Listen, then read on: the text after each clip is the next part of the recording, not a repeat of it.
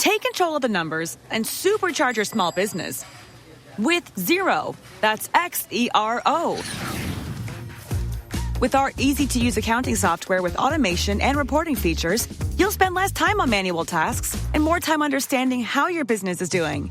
87% of surveyed U.S. customers agree Xero helps improve financial visibility. Search Xero with an X or visit xero.com/ACAST to start your 30-day free trial. Conditions apply. Hey, Ryan Reynolds here. Wishing you a very happy half-off holiday because right now Mint Mobile is offering you the gift of 50% off unlimited. To be clear, that's half price, not half the service. And Mint is still premium unlimited wireless for a great price. So that means a half day. Yeah? Give it a try at mintmobile.com/switch. Upfront payment of $45 for 3-month plan, equivalent to $15 per month required. New customer offer for first 3 months only. Speed slow after 35 gigabytes if network's busy. Taxes and fees extra. See mintmobile.com. The kettle's boiled, Vic. Great. Perfect timing. Just a dash of milk for me, please, mate. Here you go. Shall we get started then?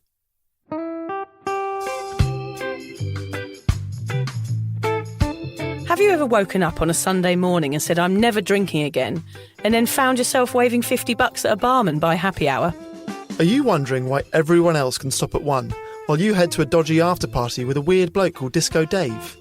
If so, it might be time to take a deeper look at your relationship with your reliable social crutch, alcohol. On each episode, we'll investigate our own dysfunctional dealings with booze and find out if it's possible to stop this deeply ingrained habit before things get too messy. Yep, we're going to open up a shame shed of humiliating drinking stories to help you understand why waking up from a booze coma each weekend with a kebab sticking out of your top pocket might actually be negatively impacting your health. Hamish and I are here to delve into what it's like being sober, an unwanted warts and all look into why giving up those cheeky pints or putting down those mummy wines will make you feel happier, help your anxiety and mental health, and turn you into the most sparkly, authentic version of you. Won't that mean I become boring though, Vic? Well, Hamish, we'll just have to wait and see. I'm Victoria Vanstone. I'm Hamish Adams-Cairns. And this is Sober Awkward.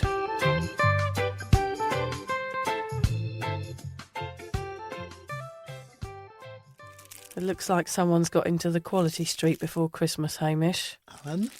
Alan, how many have you eaten? Quite a few. Quite a few. He's Are they meant to be for me? Yeah, they were meant for you.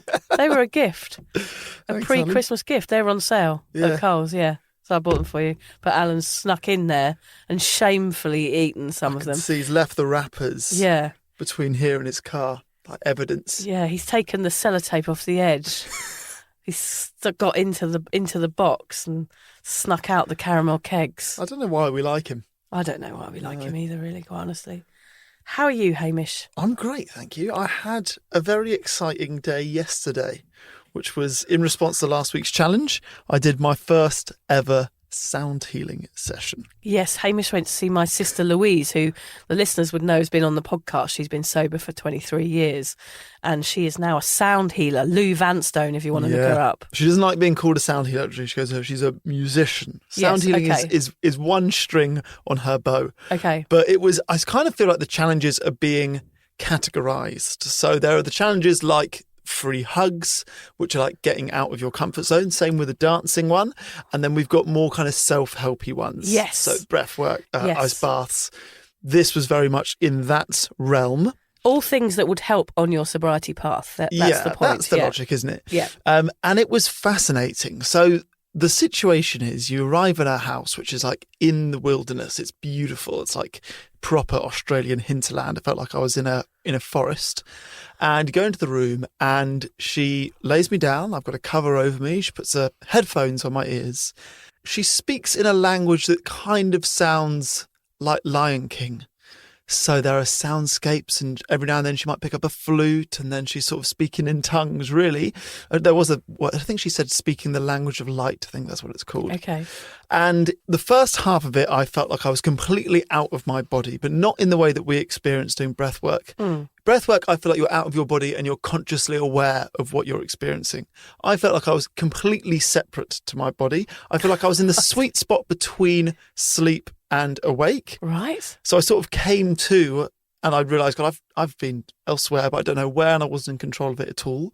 And then the second half of it, thoughts started coming into my brain. So, I feel like I've been here too long. I need to pick up these things for lunch, and these are things I need to... All those thoughts came into my mind, all the usual stuff. And I tried to have that sort of meditative approach of, that's okay, I'm just having those thoughts, let it leave, let it go. But then I had this real big sense, and this was interesting to me, of the gift that this was. So it's not often you think about the work that someone is doing to you during something like this. You know, when you have a massage, you don't think, God, they are really putting the work in here. Like, this is such an offering to me. They're really grafting to make this the best experience possible. Yeah. Or the chef does when you eat a meal. You never think, the chef. And I really felt this sense of like, gosh, she is really trying her hardest to make this the best possible thing for me. And I felt really happy and really grateful with it. That's nice. It was an interesting wave to have. But it was fascinating. Wow, I should get her to do it. She hasn't done one on me. You haven't done it? No, she's done a few things on me in the past, like various sort of healing processes, and there was something with a drum. But I'm not very woo-woo, Hamish. I find it really difficult to get into that state of mind. I've got like a real science brain. I have to be shown something to believe it. And that sort of thing I do find really hard. But I am up to saying yes to more things. So I will give it a go. You are now I know I did do it. And I did enjoy it. I'm going a bit woo-wee. Yeah. Woo-wee-woo. I won't feel shame over those things, Hamish, because that's what we're talking about today, isn't it? Absolutely. The shame shed, everybody. Welcome to the shed of shame. I feel like Alan would be captain of the shame shed. Yes, he is. I'm sure he's got more shame stories than most of us all put together. Today we're talking about shame. It's a subject that lollops alongside any form of addiction, of course. It buzzes around problem drinkers like an annoying mosquito. Shame feeds addiction. It bites down when you're hungover and digs its heels in when you realise you're drinking more than normal.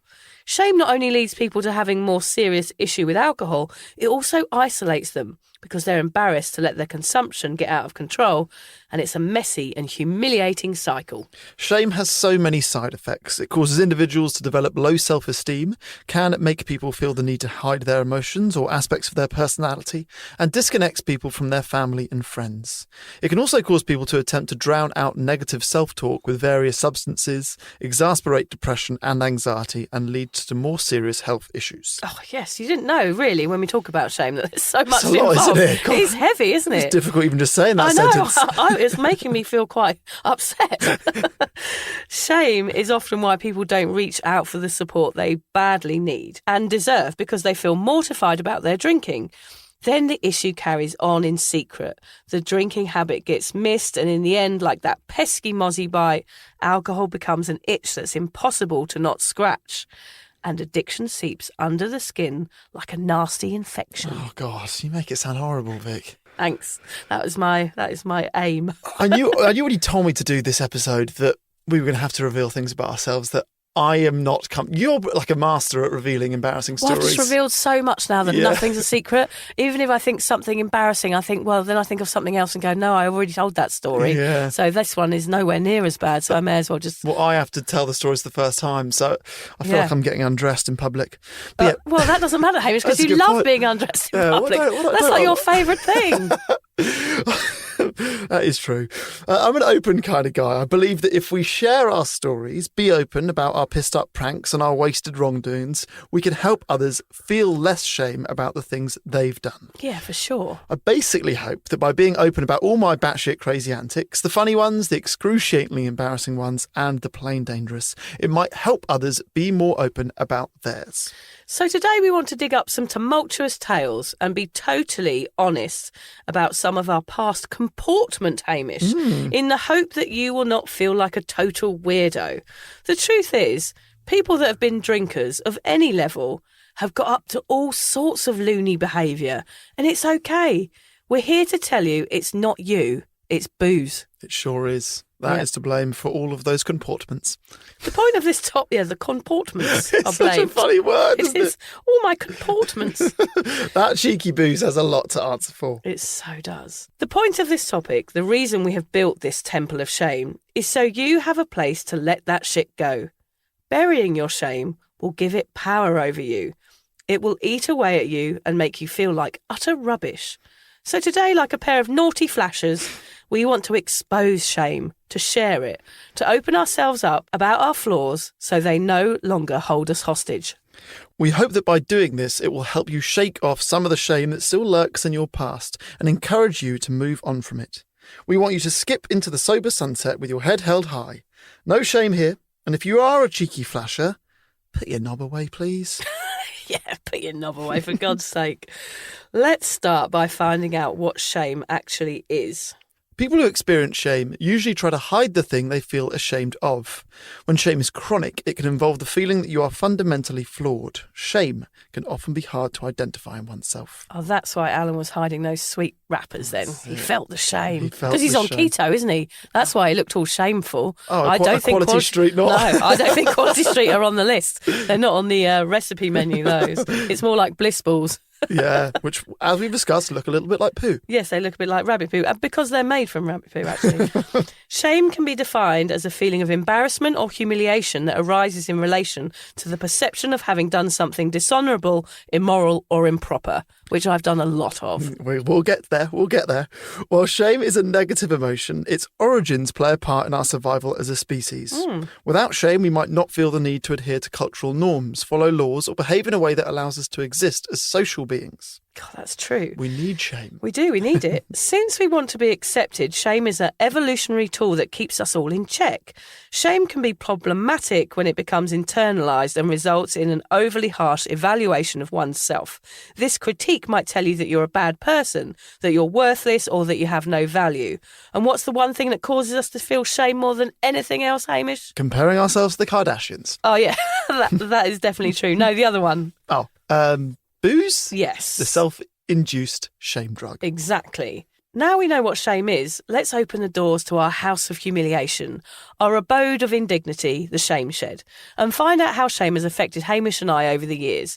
Let's begin with you, Hamish, Thanks a lot. Today is the day that you're going to open up your naughty shame shed of horribleness. Great. You're looking...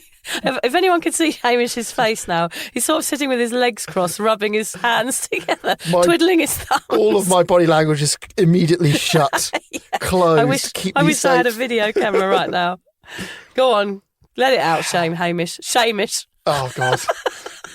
That'll be my name for this episode, Shamish. Shamish. Shamish Shamish McShamishin. Okay, what do you want? You want 3? Yeah, go on. 3 stories. Okay. Let me begin with... Probably, from memory, I think the first time I ever got drunk, I was young, maybe 13 or 14. And I remember I was with a mate. We were sleeping on like a sofa bed, a few of us having this sleepover before a big weekend. You remember how on the old iPod you could do like a musical quiz? Yes, yeah. So it would play you a few seconds of a song and it would give you a choice of 3 or 4 and it's multiple choice and you chose a song. Yep. We were playing that and if you got one wrong, you had to drink like a bottle of some sort of spirit that we were hiding under the bed. Right, something really strong. Something strong, something that Right. would knock me out now. And we were playing that for hours and hours and hours. And eventually I remember having to go and throw up at the loo, which is fine, it happens. What was bad about this was that my dad was also staying at the house. It was like a big weekend where I can't remember playing cricket or something, but yeah, Something all the posh. kids, something really posh, yeah, shooting and fishing or something. So all of the kids, or opera, all the kids and all the parents were staying there. And I remember I spent the entire night sleeping on the bathroom floor, throwing up, and my dad slept at my feet for the whole night. Because he was so worried about you. So worried about me, slept on the bless floor. him. And then the next morning I felt so bad, we got in the car, we drove home. Oh, no. So didn't even do the thing we were there for. Oh, I've not really spoken to my dad How about old that. were you? 13, 14. Oh, really Yeah, young? really little. God. And, Dad didn't tell me off about it, but, it was just okay, we better get going. The And spent coming of whole night age. sleeping on a bathroom floor Oh, with me. dear. Probably Next. the last time I've slept in the same room as my dad. Number 2, Hamish. Okay, the second one is when you first asked me to do this podcast, I knew that at some point I'd probably have to tell this story, and I didn't want to. Okay, so a fancy house, a big family that owned this house, and my parents met them when they were about teenage age, and they sort of ended up meeting each other through that and get married. And then their kids have got kids our sort of age. So my family has been going to this house. Oh, yeah, it's like a For big house. Big fancy house for years and years and years and years and Yeah, years and years and nice. years. And we went there for an Easter weekend, and all of us got very drunk, and I can remember in the middle of the night, I had to go from my bedroom to the bathroom to throw up. In hindsight, there was a sink in my bedroom. I did not see that. Anyway, I did not make it as far as the bathroom, and I threw up all over the carpet outside my room. And I remember waking up the next morning, hungover as hell, hearing somebody scrubbing the carpet, and I knew it was going to be the mum, like the owner of the house. Yeah. And for some reason, I didn't come clean. So the whole of the next day, I can remember we went like horse racing or something, and the whole of the next day, all the conversation was like, who threw up? Who threw up? Because to be fair, there was red wine in it, and I didn't drink red wine. So it's like, was it me? Well, but there's always carrot coins in puke, and I don't eat carrots very often. Yeah. So I just lied about it. I was like, that wasn't me. It wasn't me. Even though it was outside my door, everyone was like, it was probably Haim. I can remember my parents saying, Haim, was it you? And I said, no, it wasn't me. And then my parents going to, the owners of the house and saying it wasn't him. He said to us one-on-one, it wasn't him. And I can remember it slowly eating away at me all day. And then that night during dinner, I broke down and went to the bedroom, and then the mum came up and I had to just come clean. And you were crying? Crying. How old were you? 25? Yeah. I must have been 16. Because maybe. You felt such shame. I was ashamed that I didn't fess up immediately. Yeah. Even more ashamed that I lied to my parents and then they'd fought for me. Oh, God, it's double shame, that is. Yeah. And, this was a house that, like, we've gone for all of our generations. I want my kids to still be invited there, sort of thing. And I honestly think about that all the time. And I've spoken to that family about it. And that was the party house. Yeah. They had 4 kids. It's always been big family and big cousins and Christmases and Easters. And they're like, hey, I don't know why you feel so bad about this. Yeah, like, this is not even... Like, they've had a party where someone took a quad bike up the stairs, like inside the house and up the stairs, and crashed into the wall, and they all signed the wall next to the dent. Yours was pretty lame. I just threw up on the carpet. Yeah. But I still think about that all the time. And I know it doesn't sound like that much. No, just throw up on the carpet. It's all relative shame, isn't it? I think that's what we're going to work out, is that something that's shameful for one person might not be for someone else. Like for me, I puked everywhere all the time. It didn't make any difference. Yeah. And actually, a lot of the stories that got emailed to us do involve puke and shame around puke and puking in strange places. Yeah. Something that's bad for you might not be so bad for someone else. I think it's the lying to the parents. I think that is like the core of the shame on that one. Yeah, see, I lie to my parents all the time. So like my shame with them kind of got disintegrated because it happens so often. Okay, that's fair. Okay, my last one. Yeah. The last one, I don't know if it's this kind of shame, but there's kind of pride in that it's such a good story. Yeah, the title is The Stripper Story. Yeah. Okay, go on. So I'd been in Australia maybe a week. I went to a pub and a girl was sitting next to a friend of mine, and she said to him, who's this guy, pointing at me. And my friend said, that's Hamish, he's my clown friend. And she went, oh, what do you mean he's a clown? Oh, it's a clown school. Anyway, she was organising a hen do. So a few weeks later, she messaged me, you don't remember me, but I was at the pub, and would you come and be a clown at the hen do? Yeah. And I was like, it's not exactly what I do. That's a different type of clown. She goes, can you just come and be a waiter then? Oh, and can you bring your mankini and do it topless? Yeah. I was like, of course you were like, yes. Of course you were. Yeah, of course. I didn't take it. Was on a boat in the harbour. Yes, I'll do it. I went to do it. Anyway, when the girls first arrived, they said, right, it was Hawaiian theme. Yeah. So they said, hey, can you give everyone one of those Hawaiian necklaces when they arrive? A lei, so to speak, and kiss them as they arrive onto the boat. Yeah. Like, before COVID, this was. Yeah. This is the best day of my life. So I did that. Then I remember there was quite an awkward moment where they were all... They'd obviously been drunk for a while, and it wasn't like party drunk anymore. It was more like sitting on the roof of the boat at sunset talking about love. Yeah. I remember being like the only guy here and them not knowing me and them talking about breakups and getting quite emotional. I felt a bit out of place. Well, you'd already laid them and kissed them. So. So I went downstairs. Felt quite relaxed with you by then. I went downstairs and started washing up cocktail glasses. Yeah. And then the girl that was organising it came down. She goes, hey, the hen's really upset that I haven't organised a stripper. She thought you were the stripper.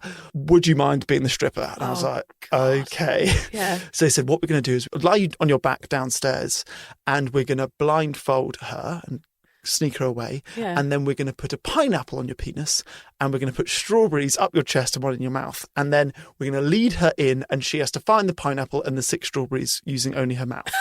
Are you in? I was like, okay. I remember just like looking at the sky as I'm lying. So were you drunk at this point? No. You were sober? Yeah, I was pretty sober. Okay. And they obviously took forever to like cut the pineapple. So I'm lying. They actually gave me one of those miniature versions of an inflatable pink flamingo to put on my penis. And they took a lot of photos during that bit. Yeah. Including from my mate who was at the pub, who went, how's our clown doing? They just sent a photo of me with a tiny pink flamingo on my penis. Oh, they would have loved that. And then the pineapple came on, and the girl came in and did the whole thing. Anyway, I've never seen any of them since. And I remember waking up the next morning because I did end up getting drunk. I remember waking up the next morning like, did that happen? What is going on here? Sounds quite nice. Yeah, in a way, it's lovely. But yeah, also, I guess now I can call myself a stripper, which is shame or not shame, depending on how you look at it. No, I don't think there's any. Yeah. So you're pretty much a stripper anyway, Hamish. Like, I don't think you should have shame Never about been that. paid for it. Yeah, maybe you should start getting paid for it. Be a good sideline. Yeah. Yeah. Hard Bring side up hustle. your kid, Had a bit kid. of stripper money. Yeah. Why not?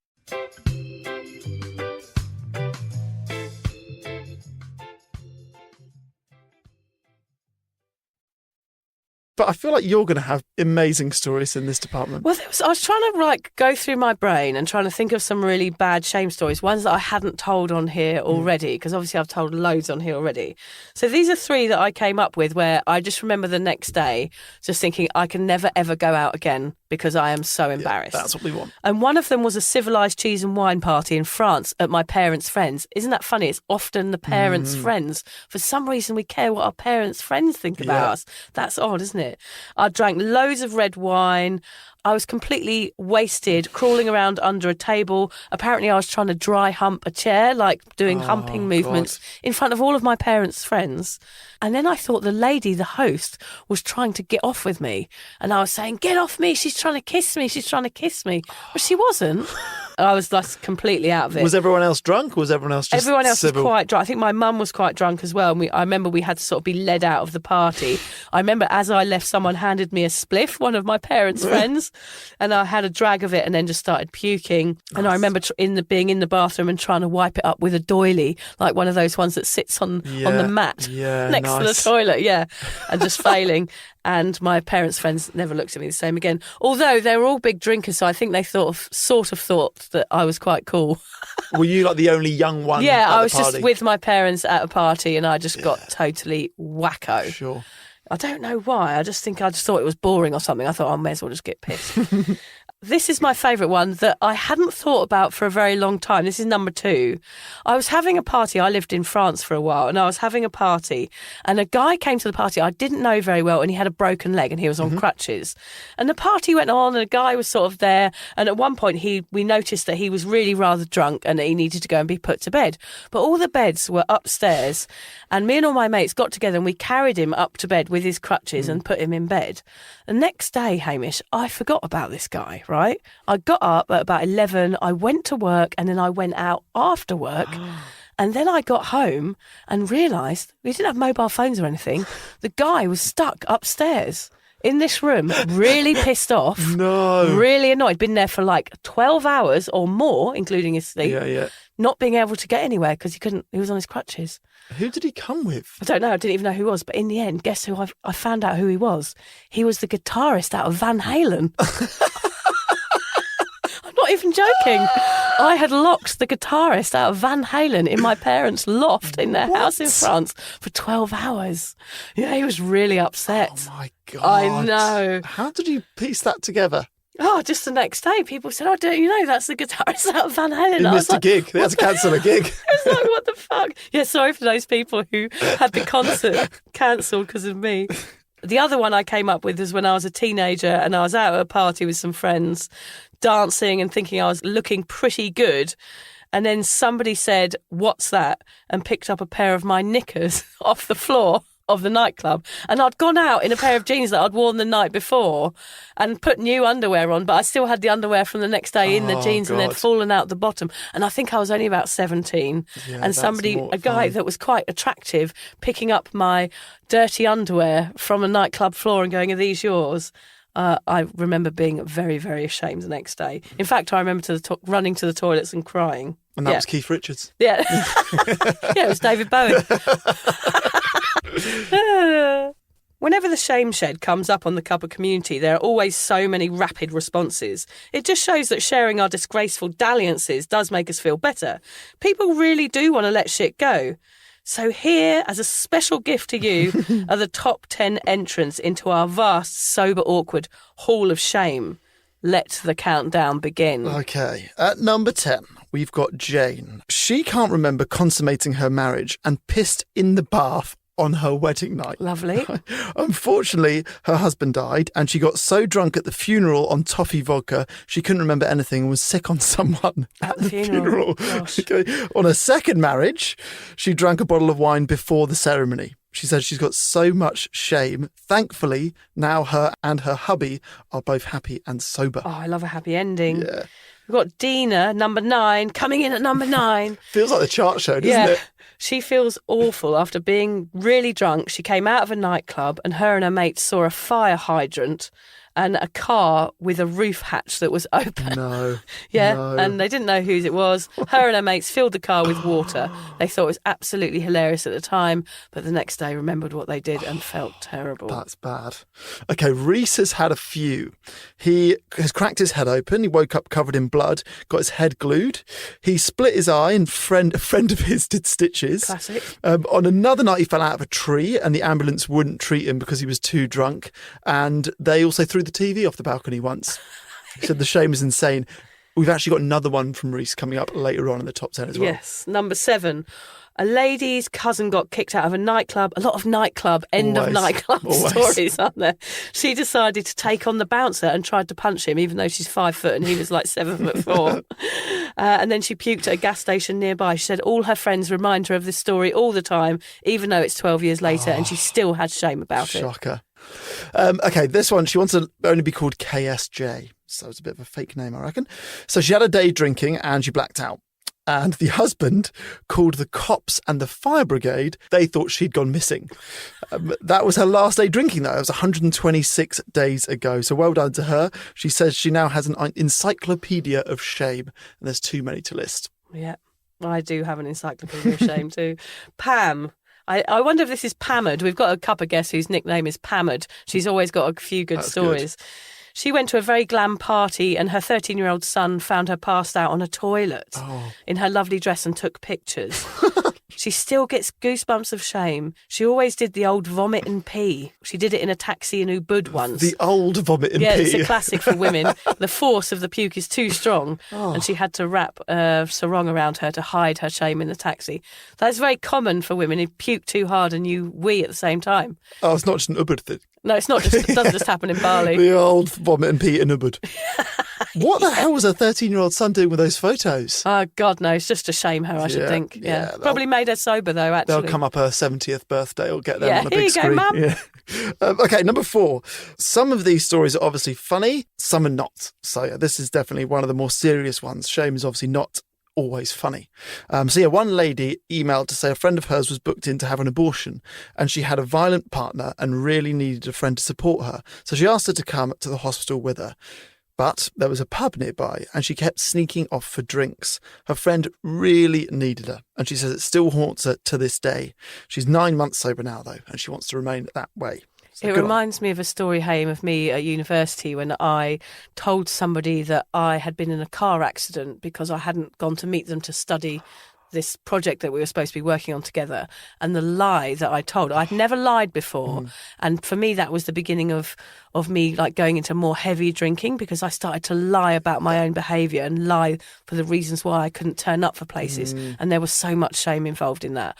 I remember the next day thinking, God, I've told a really horrible lie there, and I felt awful about it. When you next saw her, did you have to put a limp on? I never saw her again. I left the university. I was so embarrassed. I literally dropped out of uni. Yeah, I dropped out of uni the next day, like pretty much next day, because I knew that my drinking and drug taking was spiralling out of control and I had to get out of there. And I knew that lying, I'm not the sort of person that lies, and I knew that lying was a sign that there was something wrong with me. Wow. It didn't stop me drinking, but made me leave the university the next day. Yeah. That's serious. Yeah, I still carried on collecting my student loan for a year, though.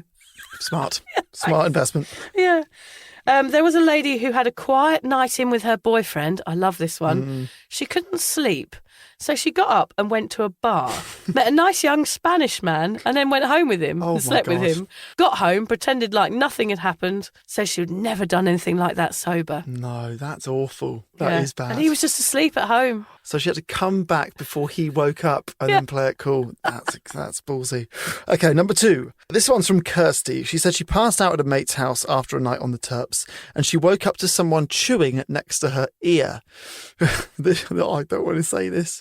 She was horrified to realise that she'd puked and her friend's dog was chowing down on her hull. Oh, God, the realisation. At least a dog can't retell the story. Oh, Like that. yeah, At least yeah. it's a dog. Yeah, she could have kept that private, that one. Yeah. But let it go, let it go. My favourite one is Reese again. Hello, Reese. I hope you're well. He was quite shy originally about sharing his shame, but then he got into it and was like, yeah, I'm going to let it all go. Him and his mate got really drunk and they branded each other's bottoms with a clothes iron. I don't think there's too much shame to be had there. I think that's a classic. We need a photo, don't we? Yeah, we need a photo, Reese. Come on. What's a top 10? Some are funny, a few are sad, and many sound painful, particularly that one, Reese. Yes. So now that we've shared our mutual fuck-uppery, how do we feel, Hamish? Does knowing other people have done silly things too make you feel a little more content? I don't know about content. I definitely feel a little bit more exposed. Yes. But I do hope that by revealing myself in this way, I might be able to connect more with you, with listeners, with others who have also got shame stories. Because I think, listening to those top 10, you do realise that we all have these, right? Anyone that's drunk has got these. Yeah. I guess I feel slightly better in that I feel like I've got no secrets. You know, that is the worst of me. And although they might not sound too bad to some people, and I'm sure many people have got far worse, it's nice to get it off my chest. Yeah, it is actually, because it does make you realise that everybody is the same. Everybody that's drank has gone out there and done some crazy stuff, and it sort of helps you understand that you're not mad. Yes. Yeah. Also, none of us are perfect. So Of we can course. all just bond over our imperfections instead. And I think that's a trend that's starting. I notice on Instagram, people are starting to be vulnerable and share their stories and share their pain. There's always people crying on Instagram and stuff, and they're the posts that get the most like, because people are like, actually, well, that's like me. I am like that. I do have depression. I do have mental health issues, and I do carry a lot of shame. And for people out there, even like influencers and stuff, to be sharing that, I think it's a really good thing. And not all this fakery and all this rubbish that the Kardashians, for example, put on us. How does it make you feel hearing It just makes me feel good. I'm not as mad as I thought. We say you're not a problem drinker, Hamish, but it doesn't mean to say you didn't do stupid things or alcohol didn't impact your life in a negative way. Yeah. It did. It does everybody, and that's what's interesting. No matter what level of alcoholism you are, alcohol does still affect you in different ways, and that can be a negative way. And I think the communal shame feels like a warm hug. It actually just makes me feel more relaxed and more connected with people to know that they're all as mad as I am, and that's fine. Vic, you often say you've got no regrets, but how? How are you able to not feel shame about some of the outrageous things you did when you were a binge drinker? Here's the thing, Hamish, the magic, the little nugget of wonder that has rid me from all of my shame, and how I no longer suffer with painful pangs of regret. Enlighten me. I have no shame now because I understand that those stories, those acts of inebriated indecency, are the doings of someone that was not well. Someone that was heavily under the influence of a drug. Let's be honest about alcohol now. It is a drug. Basically, I may have looked like me, but it wasn't me. Those behaviours do not represent me as a person, the person I am now. That was a person who was heavily sedated, off her tree, doing things that she would never have done without booze pumping around in her bloodstream. That is not me. Right. So I don't have shame about her. So what you're saying is that the drinker you is not really who you are. Absolutely 100% correct. So it sounds to me like you're saying you were a monster raving loony that did lots of crazy stuff. Yep. A person that was intoxicated until sobriety showed you who you genuinely are. And this has allowed you to look back at that person with some empathy. Yep, Hamish. I feel sorry for her and understand that she didn't know any better. So therefore that rids me of that shame. Yeah, I love the way of looking at that. It makes all your behaviour completely forgivable. Exactly. And that's where you can let shame go. Understand it wasn't you, it was booze. Nothing was ever done out of malice or unkindness or stupidity. It was done because alcohol made me do it. This allows clemency and compassion towards myself. It softens the blow and lets me move on from some of my past indiscretions. Understanding it was the addiction that made me act in a shameful way allows me to liberate myself from it. How about you, Hamish? How are you able to leave shame in the past and live without regret? Well, I haven't been able to totally adopt your approach to shame just yet. I think I still do blame myself rather than the booze for a lot of my actions. And although a part of me would like to go back and undo a lot of those actions, I feel as if I might not have learnt from these mistakes if I'd not committed them, if that makes sense. Yeah, that does make sense, yeah. So yeah, Mo Gawda actually talks a lot about this quite beautifully in his book Soul for Happy, which I'd recommend to everyone. Oh, I haven't read that one. He is astonishing. Okay. And he speaks beautifully. So if you don't want to read it, get the Audible. It's got a Mo lovely... Gawda. Yeah, beautiful Egyptian accent. Oh, it's lovely. amazing. But yeah, he's got sort of an equation for happiness. But he's got a really painful past. So he lost his son. His son was 21 or so.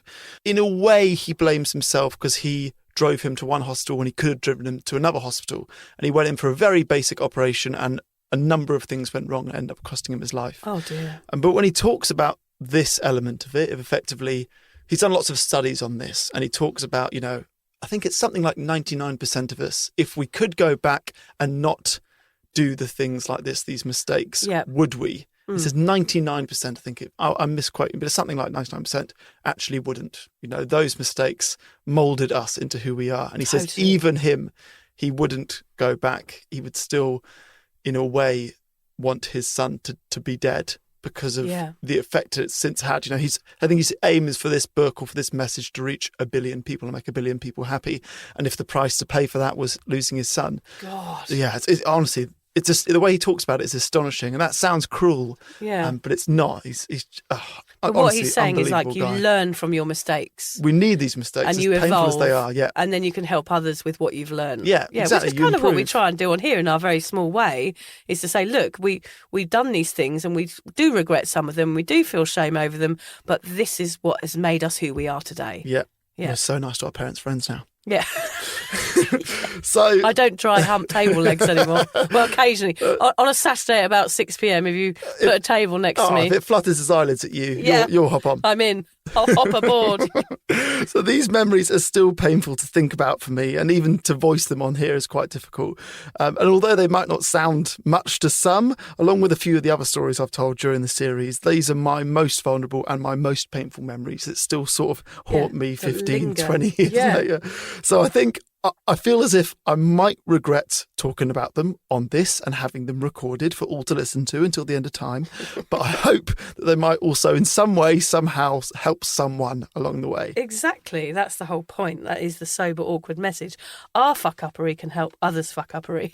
We need to get that on a bumper sticker. Yeah.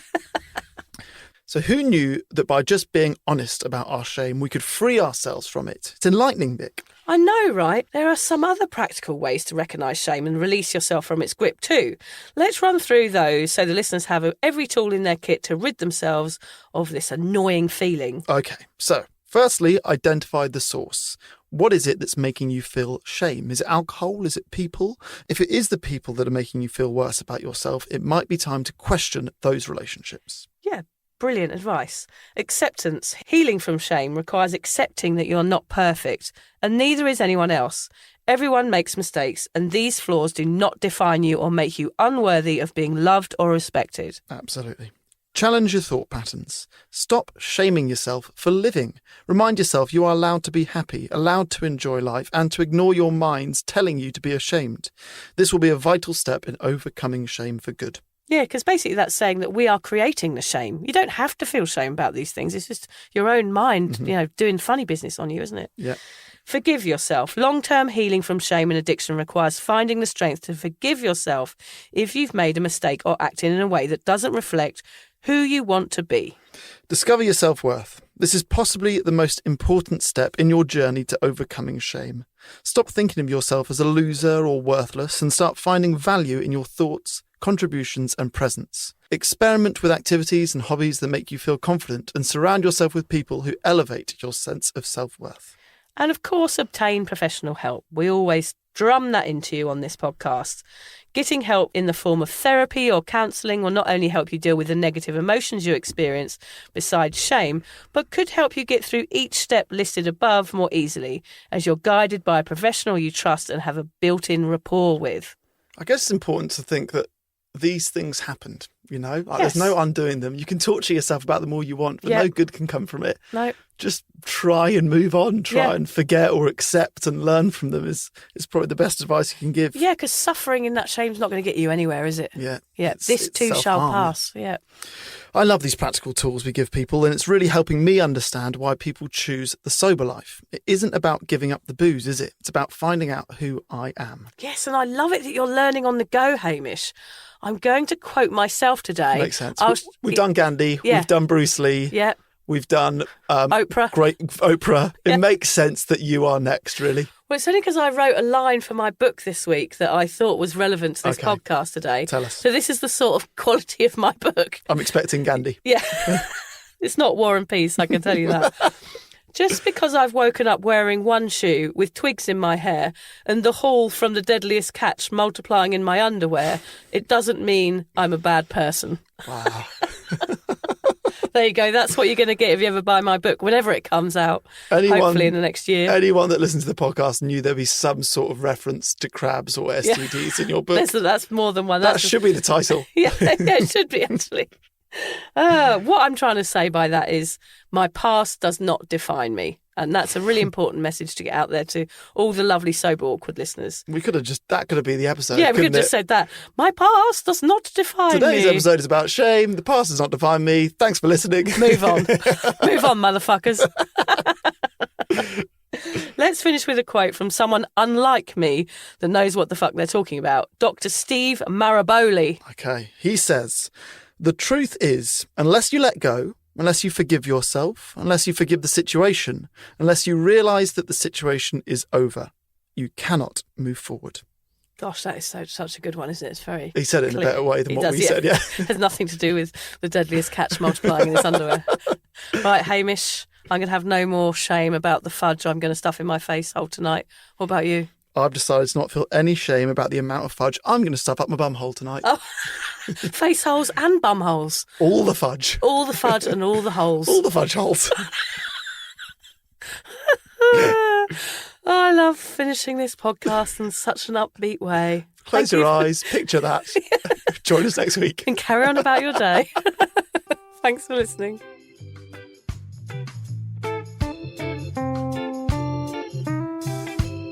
If you're questioning your relationship with booze, you're struggling to moderate, or your hangovers are causing anxiety, it might be time to reach out for some support.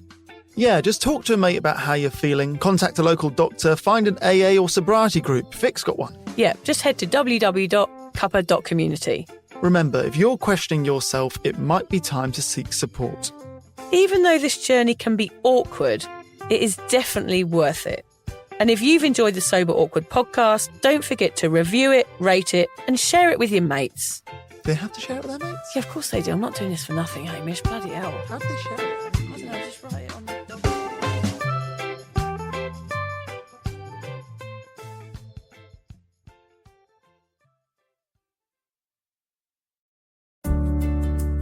Hi there. I wanted to tell you about a podcast that I think every single one of you will benefit from. It's called Therapy Works, and it's hosted by me, Julia Samuel. I'm a best-selling author and psychotherapist. I invite you into my therapy room where I speak to either a known or unknown guest. Topics range from the difficulties of divorce, a life-changing illness, to the struggles of motherhood. Search Therapy Works now, wherever you get your podcasts, and subscribe to make sure you never miss an episode.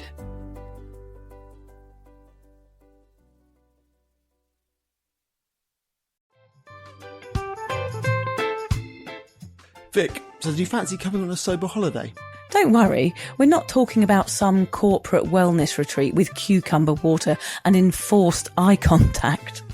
No, this is a sober awkward retreat. 8 days of sun, sweat, laughter, and absolutely no hangovers. Yep, it's all happening in Thailand next October. Picture this: yoga at sunrise, writing workshops, ice baths, Thai boxing, and lots of awkward sober dancing under the stars. It's a proper holiday with proper weirdos. Our kind of people. Yeah. You'll meet legends who've also given the booze a boot and want to have fun without feeling like a social reject. Come solo or grab a mate. Bring your awkward, bring your sun cream. No pressure, no judgment, just a big, warm, sober hug in paradise. All the info is at soberawkward.com/retreats. Come and get sweaty with us, emotionally and physically, in our all-inclusive jungle resort. You'll start out as 15 strangers and leave with 15 new sober mates. I'm not sure I want 15 new sober mates, actually, particularly sober ones. Yeah. Oh, well, you're not invited then.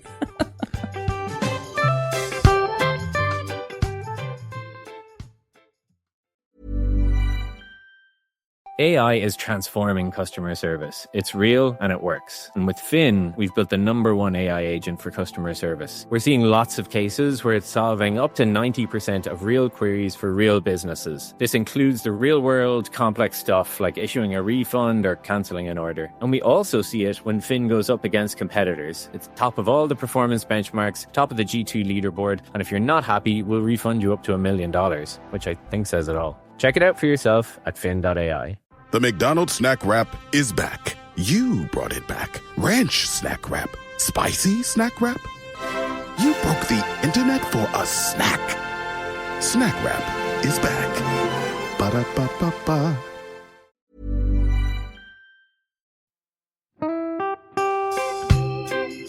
So, as you probably know, my comedy memoir, 1,000 Wasted Sundays, is officially out. All my magnificent fuck-uppery in one awkward hit. If you'd like to get your hands on a copy, it's now available from all good bookstores. We always say all good bookstores, don't we? Yeah. Are there bad bookstores? No, it's probably ones with moody sellers. Oh, yeah, really depressed librarian folk. Yes, Okay, yeah, good. yeah. So there are probably some, but we're only storing it in the good ones. It's only made it into the goodies. You can also get it from all good online retailers. The print version and ebook are out now, and the audiobook will be available in March.